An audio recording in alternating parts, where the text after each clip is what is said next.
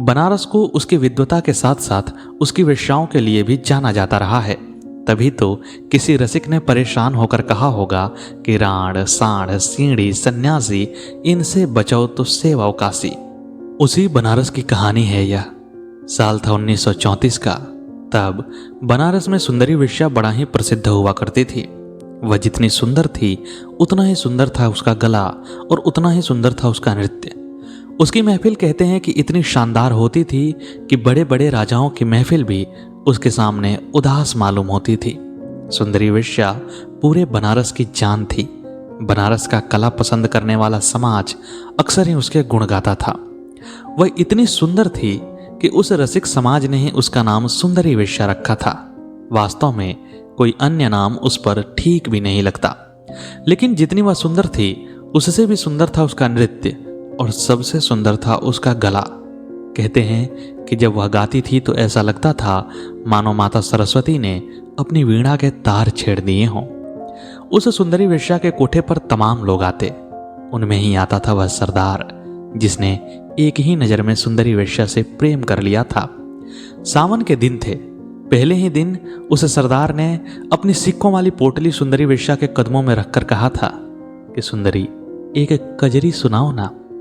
वास्तव में सुंदरी वेश्या भी उस सरदार से प्रेम करने लगी थी। बस उसको इसके बारे में पता नहीं था। वह अपने दिल की आवाज को सुनना नहीं चाहती थी। उसे लगता था कि मैं प्रेम नहीं कर सकती हूं, मैं केवल प्रेम का व्यापार कर सकती हूं, और इसीलिए वह अपने दिल की आवाज को सुनना ही नहीं चाहती थी। जबकि उसके सजिंदे, उसके साथ काम करने वाले लोग उसके मन की हालत को अच्छी तरह से समझ रहे थे। इसीलिए उस सरदार को उसकी महफिल में आने में कोई दिक्कत नहीं होती थी। जब उसने सुंदरी वेश्या से कहा कि एक कजरी सुनाओ ना, तो सुंदरी वेश्या ने इठलाते हुए कहा, अरे सरदार जी, अभी जल्दी क्या है, अभी तो सावन चढ़ा है, मैं सुना दूंगी कजरी आपको, कल आइएगा, कल अवश्य ही सुनाऊंगी। सरदार ने कुछ नहीं कहा। वह मुस्कुराकर रह गया। महफिल में बैठा रहा, अपनी प्रेमिका को देखता रहा और सुंदरी वेश्या उसकी तरफ से नजर घुमाकर अपने नृत्य को पूरा करने में लग गई। सुंदरी वेश्या के चेहरे पर मुस्कान थी और यह मुस्कान केवल और केवल सरदार की उपस्थिति से ही आती थी। सुंदरी वेश्या का नृत्य पूरा समाज देख रहा था, लेकिन सरदार उसे पी रहा था। उस दिन की महफिल समाप्त हुई और सरदार अपने घर वापस आ गया। दिन भर उसने काम किया, पैसे कमाए और फिर शाम के समय वह कोठे पर जा पहुंचा। वहां जाकर पैसों वाली थैली उसने सुंदरी वेश्या के कदमों में रखकर फिर से कहा, सुंदरी एक कजरी सुनाओ ना। सुंदरी ने फिर से इठलाते हुए कहा, अरे सरदार जी, इतनी जल्दी क्या है, कल सुना दूंगी, कल आइएगा। वास्तव में कजरी तो एक बहाना था। सुंदरी वेश्या चाहती थी कि वह सरदार रोज उसके यहाँ आए। वह उसे नहीं देखती थी तो उसे चैन नहीं पड़ता था। प्रेम तो वह करती ही थी और सरदार भी बिना उसके देखे रह नहीं सकता था, इसलिए उसे भी इससे कोई आपत्ति नहीं थी। वह रोज रोज आता और वहां पर कजरी सुनाने की मांग करता, लेकिन सुंदरी वेश्या उसे कजरी नहीं सुनाती थी। सावन अपनी गति में बीत रहा था और उसके बाद वह घटना घटी। सावन के कुछ ही दिन बचे हुए थे। सरदार रोज की तरह शाम को सुंदरी वेश्या की कोठी की तरफ जा रहा था। रास्ते में उसने देखा कि एक अंग्रेज बहादुर यानी कि अंग्रेजी सरकार का एक अफसर अपनी पत्नी और बच्चों के साथ एक ट्रॉम में आया और सड़क के किनारे साग बेच रही उस बुढ़िया की टोकरी को उठा लिया।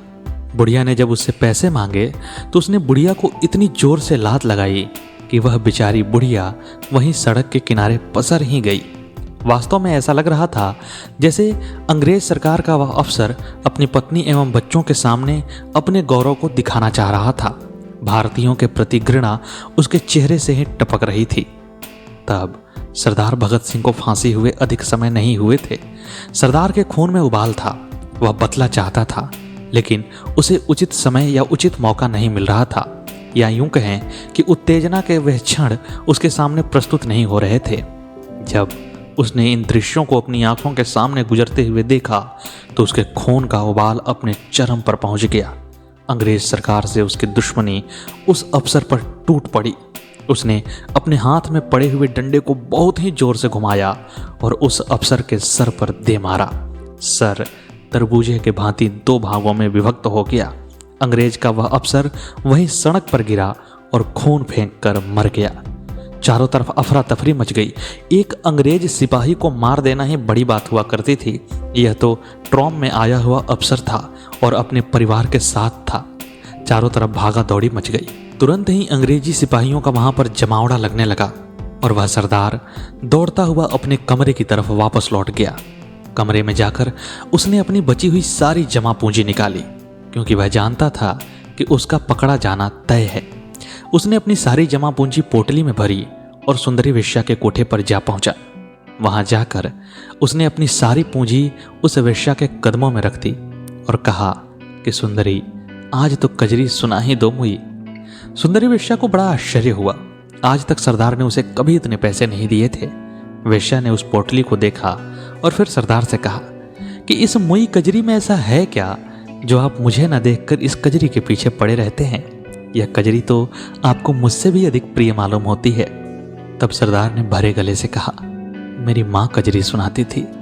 वह जितनी सुंदर कजरी सुनाती थी, मैंने आज तक उसके बराबर सुंदर गले से किसी को कजरी गाते नहीं सुना है। तुम्हारा गला बड़ा सुंदर है। मैं सोचता हूँ कि कहीं तुम कजरी सुना दो तो शायद माँ की याद मेरे मन में ताजी हो जाए। लेकिन चलो, कोई बात नहीं। सुंदरी वेश्या को लगा कि यह भी एक सामान्य दिन है।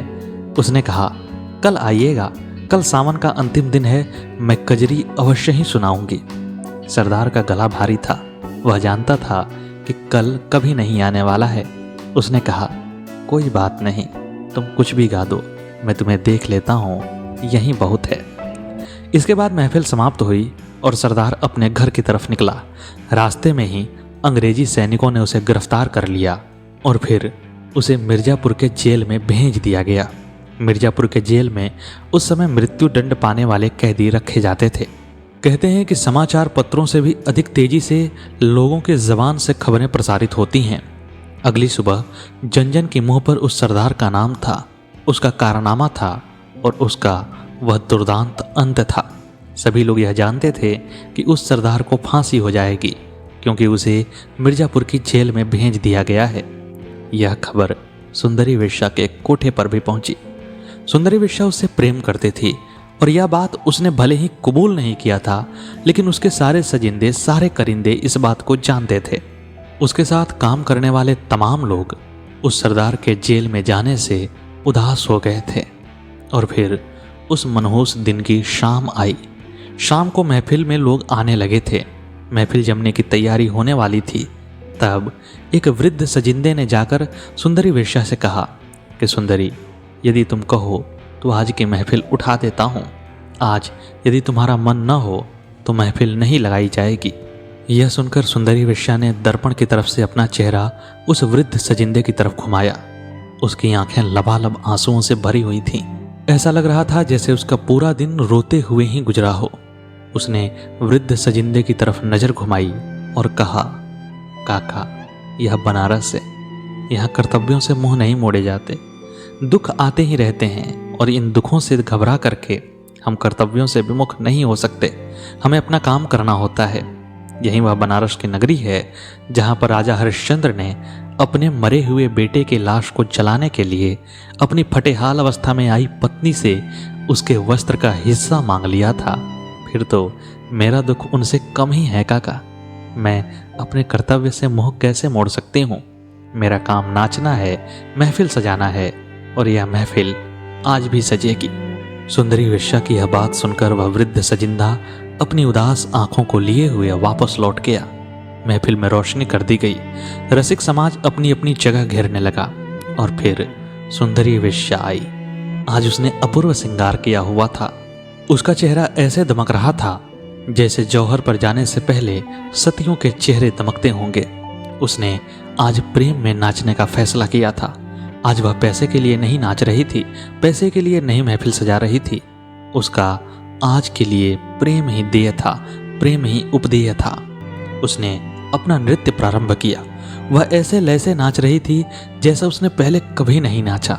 लोग उसकी नाच को देखकर मंत्रमुग्ध थे और फिर उसने नाचना बंद कर दिया।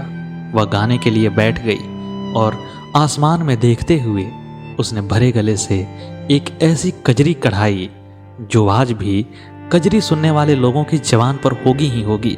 यदि आपने भोजपुरी के गीतों को सुना है, यदि आपने कजरी सुना है, तो आपने निश्चित ही यह कजरी अवश्य ही सुनी होगी। यह कजरी है, मिर्जापुर कैला गुलजार हो, कचौड़ी गली सून कैला बलमो। उसने अपने प्रेमी को याद करते हुए गाया कि तुम मिर्जापुर के जेल में चले गए हो, वह जेल तुम्हारे जाने से गुलजार है, और यह कचौड़ी गली, यह बनारस की गली आज सुनसान हो गई है। यदि आपने इस कजरी को नहीं सुना है तो मालिनी अवस्थी जी या शारदा सिन्हा जी की आवाज़ में आप यूट्यूब पर ही इस कजरी को अवश्य सुनिएगा। यह कजरी आपके हृदय को झकझोर कर रख देगी।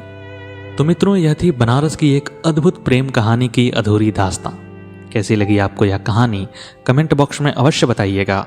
मिलते हैं अगले वीडियो में अगली प्रस्तुति के साथ। तब तक के लिए नमस्कार।